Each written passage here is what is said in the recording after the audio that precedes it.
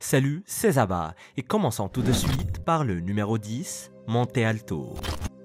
Les anciens habitants de Monte Alto avaient une compréhension hors du commun du magnétisme. La civilisation pré-maya possédait d'incroyables connaissances très avancées que de nombreuses sociétés ne connaîtront pas avant des milliers d'années. Et en réalité, les scientifiques ne comprennent toujours pas complètement les propriétés qui régissent les champs magnétiques. La civilisation de Monte Alto a vécu des siècles avant les Mayas dans ce qui est aujourd'hui le Guatemala. Elle a prospéré entre 500 et 100 avant Jésus-Christ, puis a lentement sombré dans les ténèbres du passé. Mais avant de disparaître, cette civilisation mystérieuse a expérimenté avec le magnétisme. Ils ont laissé derrière eux des sculptures en pierre et des têtes gigantesques qui sont mystérieusement magnétisées. Ces anciens peuples employaient des pierres très spécifiques qui avaient été magnétisées par la foudre pour réaliser leurs œuvres. Et c'est d'ailleurs devenu une sorte d'obsession pour eux. Ils préféraient réaliser leurs œuvres uniquement avec des pierres qui présentaient ce qu'ils devaient considérer comme une sorte de force magique.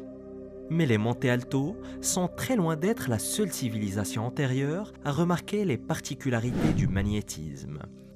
Le philosophe grec Thalès de Milet décrivait l'étrange attraction du fer par une pierre appelée magnétite, car elle était répandue dans la région de Magnésia, en Thessalie, au VIe siècle avant Jésus-Christ. Et si les Grecs, ainsi que les civilisations mésoaméricaines l'ont remarqué, il y a de très fortes chances que d'autres peuples l'aient aussi remarqué. Mais malheureusement, nous ne savons toujours pas grand-chose de la culture de Monte Alto. Ils vivaient dans des agglomérations massives, construisaient des pyramides et d'autres grandes structures et étaient dirigés par une classe d'élite qui dictait les religions locales. Ils vivaient principalement le long de la côte pacifique et aimaient construire des têtes de pierre géantes, tout comme la civilisation olmèque. Mais nous ignorons toujours quelle langue ils parlaient, en quoi consistait leur croyance et quelle était la raison de leur obsession pour le magnétisme. Numéro 9. Les bâtisseurs de pyramides amazoniens.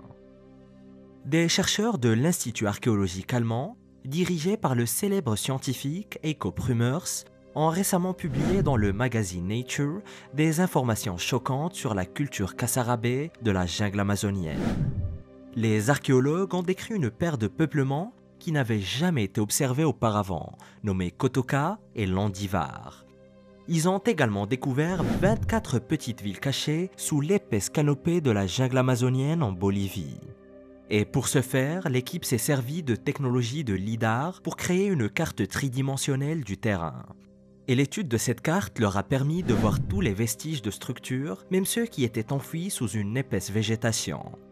Le choc a été grand lorsqu'ils ont constaté l'ampleur réelle du territoire des Kasarabé. La culture s'est développée autour de l'an 500 après Jésus-Christ et a perduré pendant près de 1000 ans, entraînant un changement radical en Amazonie. Et jusqu'ici, le consensus scientifique était que les habitants de l'Amazonie étaient primitifs, qu'ils vivaient en harmonie avec la jungle et qu'ils ne bouleversaient pas trop leur environnement. Mais il s'est avéré que ce n'était pas du tout le cas. Les chercheurs allemands ont identifié des collines artificielles de 5 mètres de haut et de gigantesques parcelles de terre terraformées pouvant atteindre 22 hectares, des structures cérémonielles, des centres urbains et même des pyramides de plus de 18 mètres. Il est donc très clair ici que la culture Kasarabé n'était pas du tout primitive. Ils ont perfectionné une sorte d'urbanisme tropical d'une manière qui n'a pas été faite depuis. Mais malheureusement, cela n'a pas résolu le mystère de ce qui leur est arrivé et pourquoi auraient-ils abandonné leur ville de la jungle vers 1400 après Jésus-Christ. Numéro 8. Les Minoens et la cité perdue de l'Atlantide. Il y a 5000 ans, la première grande civilisation d'Europe est apparue, un groupe de personnes appelées les Minoens. Et ces mystérieux premiers hommes étaient incroyablement sophistiqués. On pense qu'ils ont été les premiers Européens à créer leur propre langue écrite, ce que nous appelons aujourd'hui le linéaire A. Ils font également partie des premières populations à avoir créé des routes pavées et à s'épanouir en tant que communauté d'artisans, de constructeurs, de philosophes, de navigateurs et de scientifiques. Et les Minoens, qui vivaient sur l'île grecque de Crète, étaient suffisamment avancés pour que la plupart des gens pensent qu'ils sont la véritable source d'inspiration de l'histoire de l'Atlantide.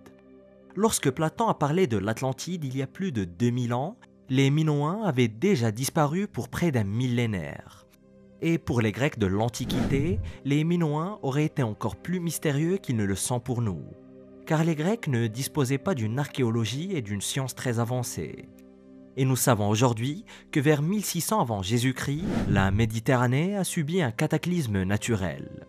Une éruption volcanique a eu lieu sur l'île de Santorin et a détruit le riche port maritime minoen d'Akrotiri. Le tremblement de terre qui a provoqué l'éruption a également déclenché un tsunami qui a dévasté toute la région et a anéanti les Minoens en une seule vague de destruction. Il s'agit probablement de la catastrophe dont Platon a parlé en décrivant l'Atlantide, chose qui établit un lien indéniable entre l'Atlantide ainsi que les Minoens. Mais le plus grand mystère est encore d'essayer de comprendre d'où venaient les Minoens et comment ils pouvaient être tellement plus sophistiqués que toute autre culture de l'époque. Numéro 7, les lutins d'Hawaï. La véritable histoire des îles hawaïennes est beaucoup plus mystérieuse que la plupart des gens ne le pensent. La vérité sur l'archipel d'Hawaï est que les îles étaient probablement habitées par une mystérieuse race de petits êtres humains appelés Ménéounais. Et bien que beaucoup pensent que les Ménéounais ne sont rien de plus que des créatures mythiques, comme les lutins, certains chercheurs comme Katharine Luo-Mala pensent que les Ménéounais ont été les premiers colons d'Hawaï, descendants des insulaires des Marquises qui auraient occupé les îles hawaïennes entre 0 et 350 après Jésus-Christ. Et les légendes décrivent ce peuple miniature comme des nains résidant dans les jungles et les vallées cachées. Ils furent les premiers humains à vivre à Hawaï, possédant une connaissance avancée de la taille de la pierre ainsi que de la construction. Et beaucoup pensent d'ailleurs que ce sont les Ménéounais, des nains en chair et en os, qui sont à l'origine des grands travaux réalisés à Hawaï et qui déconcertent les spécialistes depuis des années. Par exemple le fossé Ménéounais sur l'île de Kauai. Le fossé de Ménéounais ne ressemble à rien aujourd'hui. Il s'agit de quelques blocs lisses de pierres basaltiques que vous ne remarqueriez même pas si vous passiez devant, tant ils sont recouverts de végétation. Et on dirait qu'il pourrait s'agir d'un mur ou peut-être d'un aqueduc antique. Mais la seule chose qui est sûre, c'est qu'elle ne ressemble à aucune autre construction d'Hawaï. La technique de construction était bien plus avancée que les techniques employées plus tard par les migrants tahitiens au XIVe siècle. Ceux qui ont construit cette chose ont probablement construit d'autres merveilles il y a des milliers d'années, mais ont depuis été détruites par les colons ainsi que l'activité volcanique. Les architectes pourraient très bien avoir été les mystérieux Ménéounais, une ancienne espèce humaine, non documentée, qui ressemblait davantage aux nains du Seigneur des Anneaux. Numéro 6, les Vascons. Les Vascons n'étaient pas tant une civilisation qu'une tribu de gens dont l'histoire a été largement oubliée. Ces tribus vivaient en Europe pendant l'âge du fer, il y a plus de 2000 ans. Ils avaient plus précisément leur foyer dans le nord de l'Espagne. Et les Vascons vivaient dans de petites maisons en briques de Pizé et avaient une connaissance rudimentaire de l'architecture. Mais la récente découverte d'une main de bronze grandeur nature a révélé de nouvelles informations très importantes sur leur culture disparue. Et la main de bronze est un artefact appelé la main d'Irulegi. Elle a été découverte par des archéologues de la Fondation scientifique Aranzadi lors d'une fouille près de la ville de Pamplune. La main a immédiatement captivé les scientifiques car elle est gravée de symboles très étranges. Et on y trouve des inscriptions qui pourraient révéler les racines de l'une des langues les plus mystérieuses du monde. Les chercheurs affirment que ces inscriptions représentent la plus ancienne forme écrite de la langue proto-basque. Et c'est une découverte capitale pour plusieurs raisons. Les chercheurs ne pensaient pas que les Vascons avaient développé leur propre langue écrite. Mais la main d'Irulegi est la preuve du contraire. Le professeur Javier Valleza dit que la main est la preuve d'une langue écrite basque. C'était probablement la langue de base ou la forme la plus ancienne du basque moderne, une langue qui est d'ailleurs encore parlée en Espagne et en France à ce jour. Et cette découverte change complètement la façon dont les scientifiques considèrent les Vascons. Il ne s'agit peut-être pas d'une simple tribu primitive de la péninsule ibérique. C'était donc un peuple très avancé qui a créé ses propres mots et les a écrits, chose qui n'est pas le cas de beaucoup de civilisations anciennes. Numéro 5, les ruines Gedi. Les ruines Gedi au Kenya sont enfuies dans une forêt luxuriante le long de l'océan Indien. Les ruines faisaient à l'origine partie d'une ville prospère fondée au XIIIe siècle. L'ensemble de l'endroit est un mystère troublant pour les scientifiques qui ne parviennent toujours pas à comprendre pourquoi il a été abandonné ou comment il a été élaboré. Et les ruines sont aujourd'hui constituées de maisons en briques coralliennes brisées, d'une mosquée détruite et des restes d'une infrastructure étonnamment avancée. Et la ville, croyez-le ou non, avait des toilettes à chasse d'eau, de l'eau courante dans les maisons et des rues savamment aménagées. Les archéologues avaient beaucoup d'idées erronées sur l'Afrique. Ils pensaient que l'Afrique était très en retard sur le reste du monde dans la construction de villes avancées. Mais des lieux comme les ruines de Gedi prouvent tout à fait le contraire. Cet endroit était une métropole urbaine qui fonctionnait parfaitement. Une ville riche de son commerce et construite par des humains avancés qui savaient exactement ce qu'ils faisaient. Et pour rendre les choses encore plus étranges, les archéologues ont retrouvé des vases de la Chine des Ming, du verre vénitien et d'autres objets du monde entier. Il y avait même des habitants musulmans dans cette ville côtière du Kenya, ce qui prouve qu'elle était probablement extrêmement cosmopolite. Mais qui pouvait bien vivre ici ? La réponse est que personne ne le sait. Le site a été découvert en 1948, mais nous ne savons toujours pas qui était cette civilisation ou qui l'a construite. Et nous ne savons pas non plus pourquoi elle a été brusquement abandonnée et laissée à sa triste solitude. Numéro 4. Nouvelle découverte à Sanxingdui. Sanxingdui était une ancienne culture de l'âge du bronze en Chine. La culture a été identifiée pour la première fois en 1928 lorsqu'un fermier est tombé sur un mystérieux dépôt de reliques de jade en creusant un fossé d'irrigation. Et des fouilles autour de la découverte initiale ont été menées en 1934. Mais ce n'est qu'en 1986 que les archéologues ont trouvé le véritable trésor. Ils ont alors mis au jour 2 fosses sacrificielles contenant plus de 900 objets. Et on parle ici d'une véritable horde de trésors en bronze, or et ivoire. Les trésors dataient de 2700 à 1000 ans avant Jésus-Christ. Cela signifie que la culture Sanxingdui existait bien des siècles avant la création des fosses, puis a atteint son apogée il y a des milliers d'années. Cela précède même la construction des pyramides en Égypte, ce qui rend la culture Sanxingdui tout aussi avancée que les Égyptiens en termes d'architecture et d'urbanisme, peut-être même davantage. Et depuis 2019, les archéologues chinois sont à pied d'œuvre pour tenter de dégager l'ensemble du site. Et jusqu'à présent, le site semble avoir été la seule grande ville de la culture Sanxingdui. Mais nous ne savons pas qui étaient ces gens, d'où ils venaient, ou encore en quoi consistaient leurs croyances. Il y a tellement de questions qui restent sans réponse et la découverte ne fait que soulever plus de questions. Et en 2020, 6 nouvelles fosses sacrificielles ont été découvertes à côté des 2 fosses originales de 1986. Elles contenaient encore plus d'artefacts, dont beaucoup étaient fabriqués à partir d'ivoire très prisé. Et les chercheurs supposent que la culture croyait en une divinité puissante qui avait besoin d'offrandes et peut-être même de sacrifices de sang.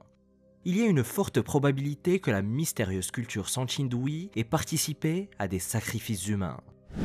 Numéro 3. Les humains souterrains. Tout au long de l'histoire, les hommes ont adopté la vie en sous-sol pour diverses raisons. Lorsqu'il n'y a pas assez de bois pour construire une maison, les gens creusent des galeries dans la terre. Et dans les endroits où le climat est trop extrême pour être à l'air libre, les gens se réfugient sous terre. Et en Turquie par exemple, il existe de très grandes villes souterraines comme Derinkuyu, conçues pour accueillir des dizaines de milliers de personnes pendant de très longues périodes. Mais a-t-il vraiment existé une civilisation souterraine d'anciens humains ? Selon l'expert Will Hunt, auteur du livre Civilisation humaine souterraine, la réponse est un peu compliquée. La plupart des habitations souterraines n'étaient pas aussi complexes que celles trouvées en Turquie. Les humains vivaient dans des cavernes souterraines naturelles depuis que nous évoluons. Et s'il y a quelque chose de facile à creuser, comme de la roche volcanique tendre, les anciens avaient tendance à créer des habitations confortables. La vérité est qu'il est tout à fait possible qu'il y ait une civilisation souterraine d'humains que nous n'avons pas encore trouvée. Et vivre sous terre ne semble pas avoir d'effet psychologique négatif tant que l'éclairage est suffisant et que les pièces sont assez spacieuses. Et Will Hunt pense même que dans les 30 prochaines années, les humains modernes vont commencer à descendre de plus en plus sous terre. Il semblerait donc que les villes souterraines de Turquie feront donc une réapparition contemporaine à mesure que les humains retourneront dans la Terre. Qu'en pensez-vous? Est-ce quelque chose d'envisageable? J'aimerais bien avoir votre avis en commentaire. Numéro 2. Le royaume oublié d'Ebla. En 2334 avant Jésus-Christ, l'empire d'Ebla a été fondé par Sargon le Grand dans le sud de la Mésopotamie. Il est devenu l'un des plus grands empires de l'histoire de l'humanité, s'étendant jusqu'en Anatolie. Mais de l'autre côté de l'Euphrate se trouvait une autre civilisation dont les scientifiques ont eu connaissance que très récemment. En effet, jusque dans les années 60, les archéologues considéraient la Syrie, de l'autre côté de la frontière akkadienne, comme un trou perdu où aucune civilisation n'aurait pu prospérer. Ce n'est que lorsque l'archéologue italien Paolo Mattier s'y est intéressé que le royaume oublié d'Ebla a finalement été identifié. Cela s'est produit avec la découverte de Tel Mardik en 1964, environ 65 km d'Alep. Les fouilles se sont poursuivies pendant 4 ans jusqu'à la découverte d'une statue monumentale en 1968. La statue était dédiée à la déesse Ishtar et commandée par le roi Ibiklim d'Ebla. À ce moment-là, les archéologues étaient d'accord pour dire que la Syrie avait beaucoup plus à offrir. Il y avait clairement une grande civilisation ici, avec son propre panthéon de dieux, son propre roi et ses grandes villes. Plus surprenante encore était la révélation qu'Ebla aurait été en contact direct avec Akkad, comme le mentionnent des textes akkadiens. Et nous savons désormais qu'Ebla existait il y a environ 4400 ans plus tard. Ils avaient des partenaires commerciaux dans le monde entier avec des liens aussi loin que l'Égypte et l'Afghanistan. Ils pratiquaient un artisanat étonnant, créant de très beaux ouvrages en or, en ivoire et même en lapis lazuli. Mais leur puissante civilisation a pris fin vers 2000 ans avant Jésus-Christ lorsque les Akkadiens ont volé leurs terres et détruit leurs villes. Numéro 1. Les Nazca. Le peuple Nazca du Pérou a prospéré à partir du IIe siècle avant Jésus-Christ et a mené une existence relativement paisible jusqu'en 700 après Jésus-Christ. Et s'ils sont surtout connus pour leurs mystérieux géoglyphes qu'ils ont laissés gravés dans la terre, ils étaient bien plus que cela.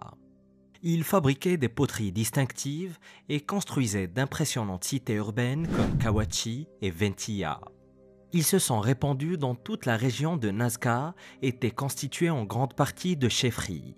Il s'agissait d'un très grand nombre de groupes distincts, liés par un intérêt commun et une cohésion culturelle partagée. Mais le plus choquant dans l'histoire, c'est qu'ils étaient très peu nombreux. Les experts ont estimé qu'il y avait environ 25 000 personnes au total à Nazca, réparties dans de petits villages construits près de plaines d'inondation et de bassins d'irrigation. Et la première spécialité des Nazca était le textile. Les archéologues ont trouvé des preuves qu'ils échangeaient leurs textiles avec des groupes des hauts plateaux et même plus loin. Et les Nazca pratiquaient également la momification, enveloppant leurs défunts dans des tissus et les enterrant dans des puits profonds comme le faisaient les Égyptiens. Et puis bien sûr, il y a les lignes de Nazca, un groupe de douzaines de géoglyphes gravés dans le désert avec des symboles étranges et des créatures très bizarres. Et les experts ne comprennent toujours pas à quoi servaient ces lignes, ni comment les Nazca les ont construites alors qu'il est impossible d'en voir la forme à moins de voler à des centaines de mètres d'altitude. Et découvrent des technologies anciennes très avancées que la science ne peut toujours pas expliquer en cliquant sur cette vidéo.